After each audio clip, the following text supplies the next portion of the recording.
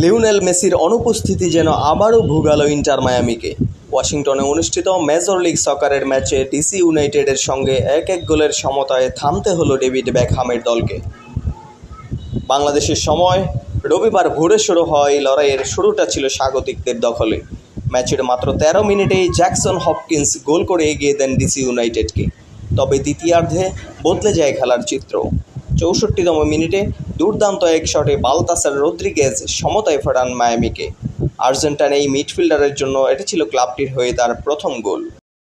টানা তৃতীয় জয়ের স্বপ্ন নিয়ে মাঠে নামলেও মায়ামিকে শেষ পর্যন্ত পয়েন্ট ভাগ করেই সন্তুষ্ট থাকতে হয়েছে।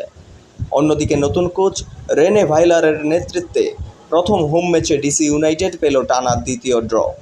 নিষেধাজ্ঞার কারণে দলের সেরা গোলদাতা ক্রিস্টিয়ানো বেন্টেককে পায়নি তারা।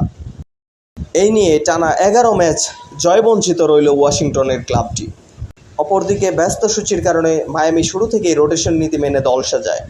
মেসির সঙ্গে বিশ্রামে ছিলেন জর্দি আলবা, সার্জিও বুস্কেটস ও লুইস সুয়ারেজ। তবে পরবর্তীতে বদলি হিসেবে নেমে বুস্কেটস ও সুয়ারেজ মাঝ মাঠে দলের নিয়ন্ত্রণ ফেরাতে বড় ভূমিকা রাখেন। পুরো ম্যাচে বল দখলে আধিপত্য ছিল মায়ামির।